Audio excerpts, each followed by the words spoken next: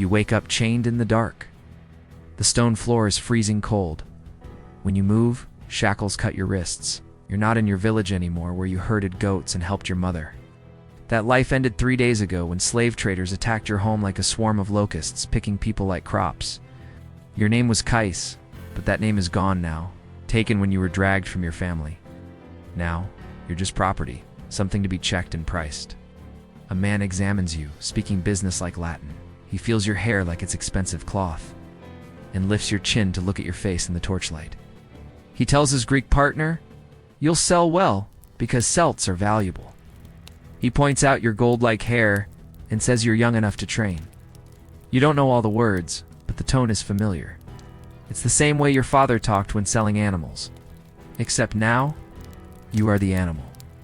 Rome has a huge demand for beautiful people to own and control. The trip to Rome is a blurry nightmare. Crowded wagons, little food, and other captured kids. Some cry all the time. Others are silent, like they're dead inside. The scariest ones are already trying to please the guards by learning Latin and obeying. But Rome's slave market is the real horror. It's not chaotic. It's organized and efficient, especially the markets for delicati. It runs like a military operation, but looks like an art gallery. Before we explore more of these hidden stories of survival and suffering, if you like learning history's true dark sides, please give this video a like and subscribe for more. Also, tell me in the comments where you're watching from.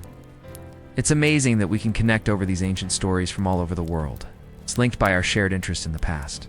You are bathed first, scrubbed relentlessly until your skin stings a raw, glowing pink.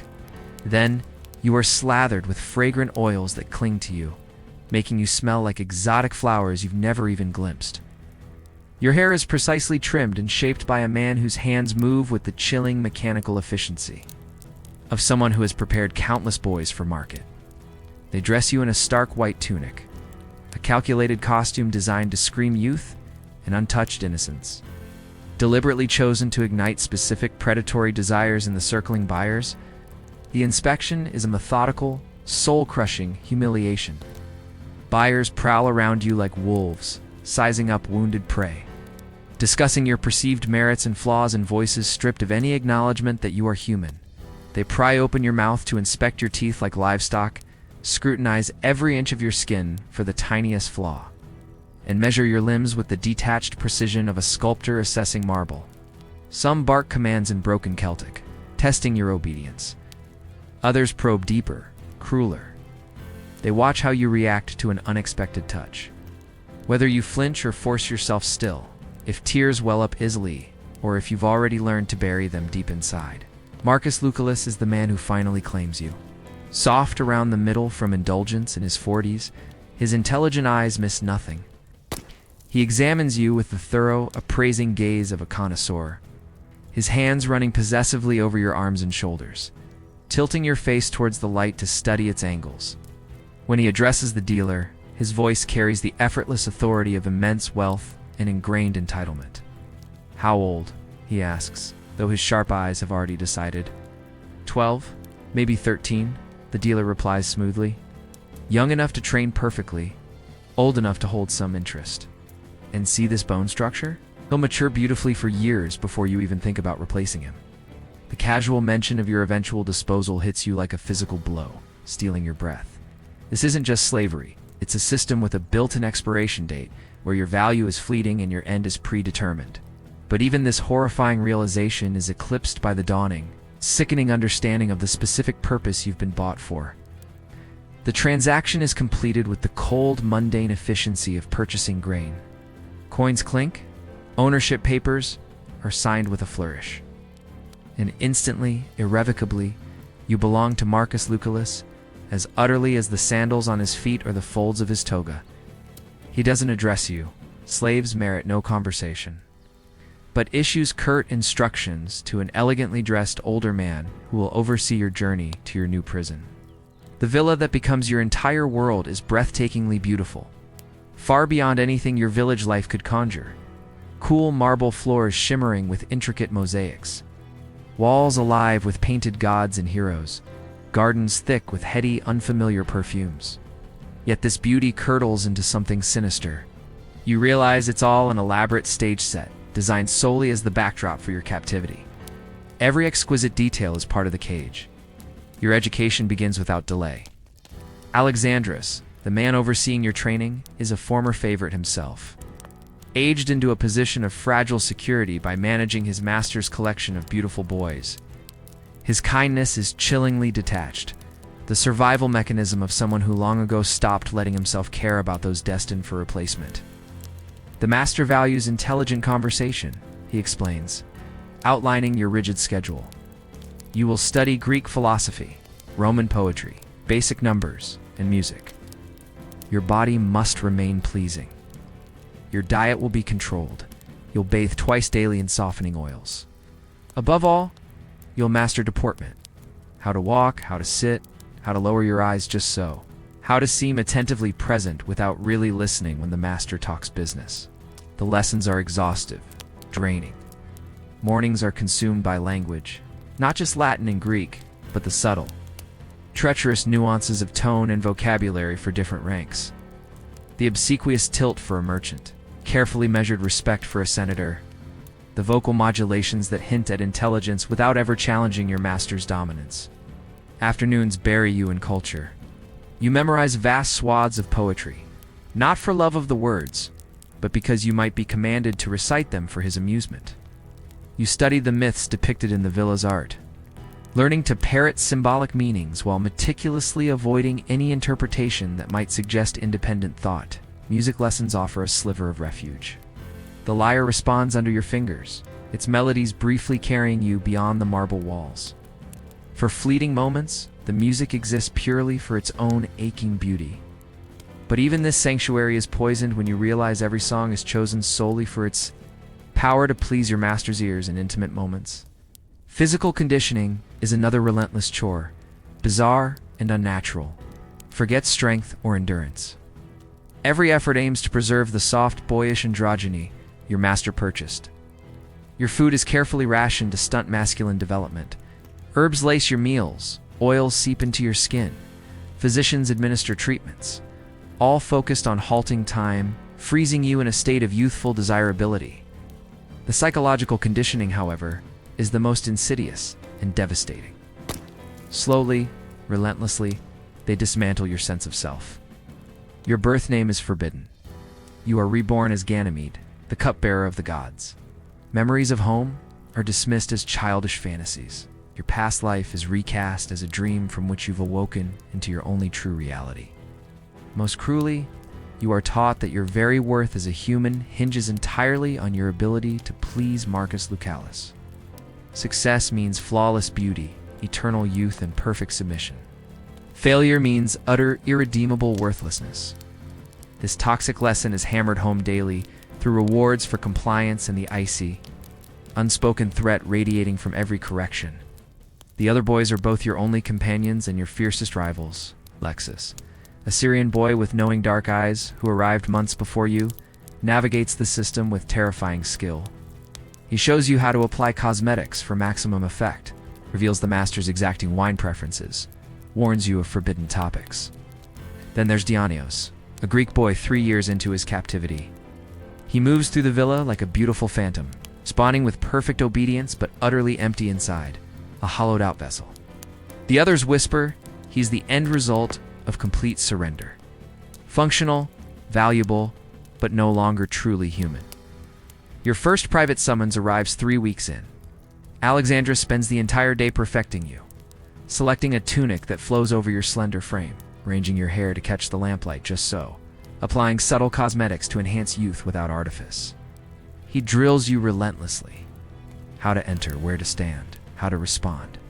Never eager, never reluctant, remember, he murmurs, making final adjustments. A strange pity in his detached eyes. You exist for his pleasure. Your thoughts, your feelings, your desires, they are nothing. What matters is sensing what he needs this moment. Conversation, silent company, or more intimate service. Provide it before he asks. The walk to your master's private chamber is an eternity compressed into a corridor. Your bare feet are silent on the marble, but your heart hammers against your ribs. A frantic drumbeat, you're sure echoes through the house. The guards at the door step aside without a glance. You are beneath their notice. Suddenly, you are alone with the man who owns every breath you take. Marcus Lucalis reclines on a silk-draped couch, a wine cup in hand, scrolls scattered nearby. He's shed his formal toga for a simple tunic, but the casual attire only amplifies his absolute authority in the intimate space. "Come here, boy," he commands, not looking up. His tone is neutral, matter-of-fact, the voice used for summoning a useful object. You approach slowly, hesitating at the distance, until a gesture pulls you closer. "Turn around," he orders. You obey, rotating slowly under his assessing gaze, feeling his eyes catalog the results of weeks of grooming and training. When he nods, a faint approval, a confusing wave of relief washes over you, instantly followed by a surge of shame so deep it makes you nauseous. Your worth is measured solely by his aesthetic satisfaction. "Alexandros reports you learned quickly," he continues, setting down his wine, his full attention a heavy weight. "Recite something Greek. Philosophy suits my mood."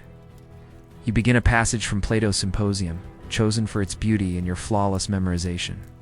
As you speak, you watch his face like a hawk, modulating your voice to his subtle shifts. A slight smile at an elegant phrase sends a jolt of pride through you, a reaction that immediately fills you with self-loathing.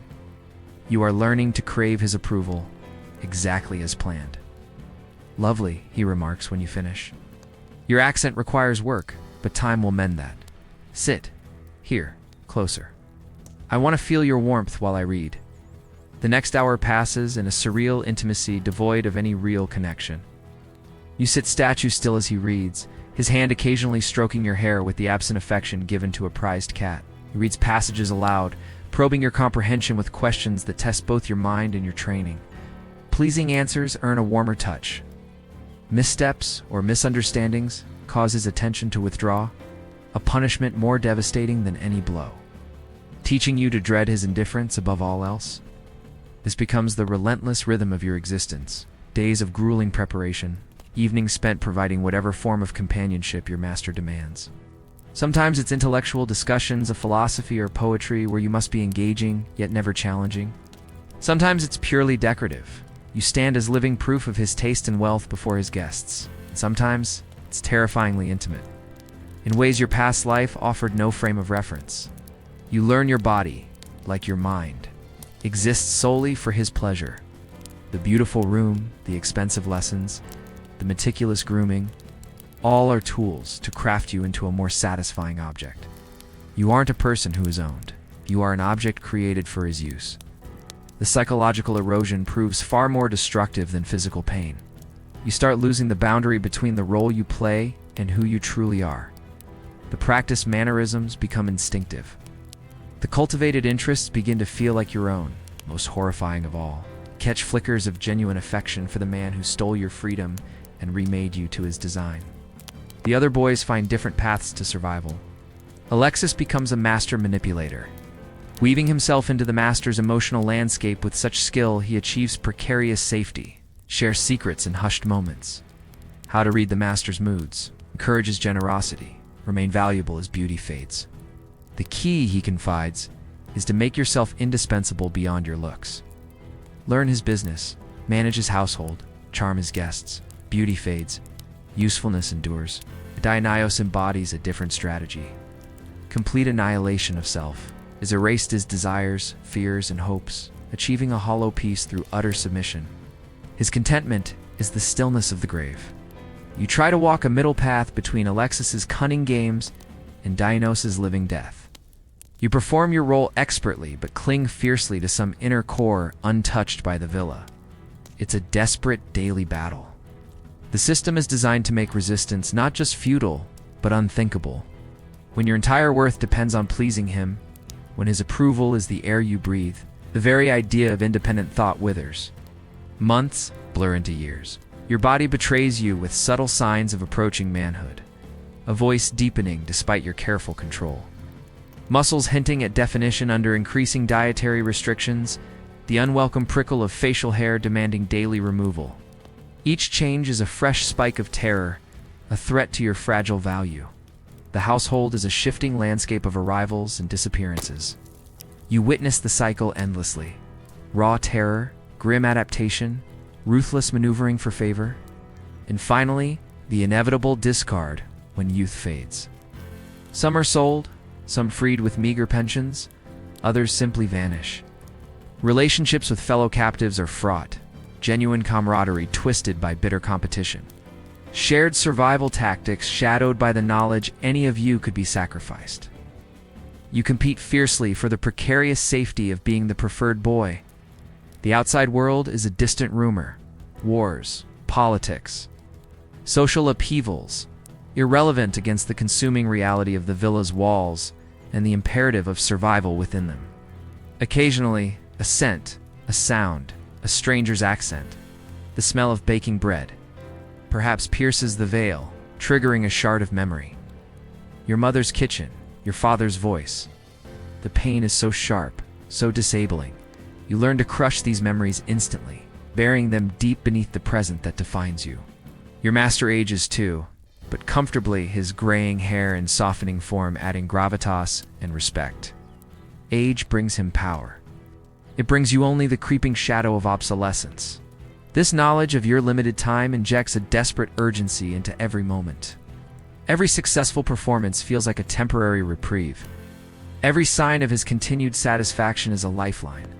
You find yourself absurdly grateful for small mercies. A moment of gentle touch. A fragment of genuine talk. It's an expensive trinket. Even as you know, they signify attachment to a possession, not recognition of your humanity. Some boys fracture under this pressure, volunteering for ever more degrading services, sabotaging rivals, or simply shattering. Others, like you, adopt a stoic endurance, performing with numb professionalism while guarding a sliver of unseen dignity. The system's ultimate cruelty is making you complicit in your own exploitation. You become adept at anticipating his desires. Take pride in satisfying him. Compete fiercely for the privilege of service.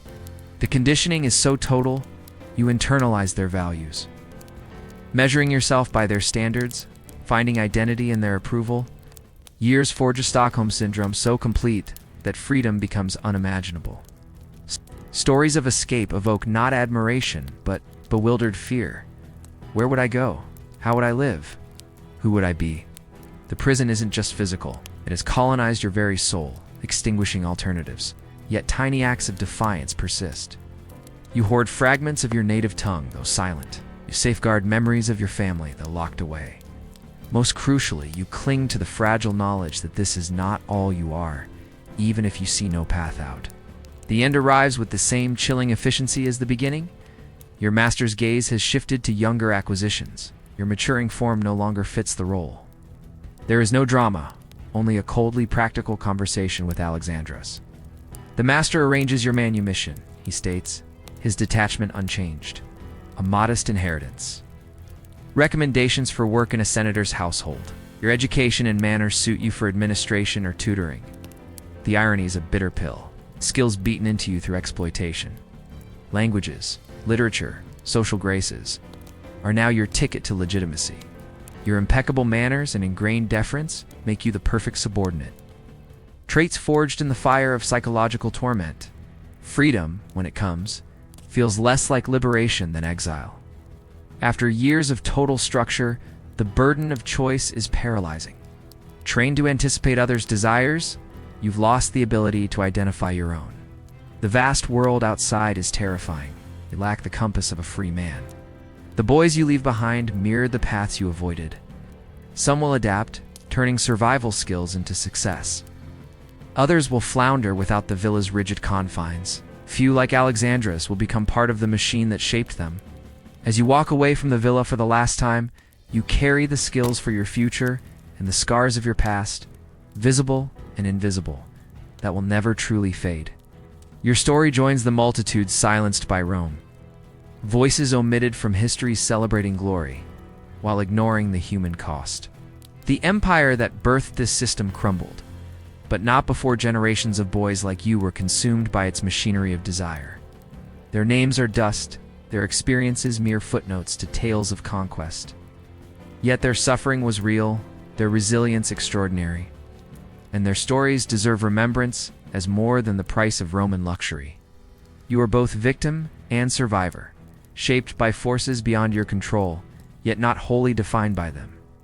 The boy torn from a Celtic hillside and the man walking free from the Roman villa are connected by a tenuous, unbroken thread of self, a core of human dignity that even the most sophisticated system of exploitation could not entirely extinguish. The marble halls stand empty now. The gilded doors are dust. The empire that normalized such exploitation is long gone. But in remembering these silenced voices, in acknowledging the human cost behind civilization's facade, we honor their suffering and accept our own responsibility to recognize the same patterns wherever they emerge. The faces change, the methods evolve, but the core remains. The powerful exploiting the vulnerable, especially when youth and beauty are the currency. Their secret lives were never secret. They were simply ignored by those who chose not to see. In telling their stories now, we ensure their pain was not entirely in vain. And perhaps, in some small way, we help prevent others from being led down those same torchlit corridors towards doors that should never open for a child.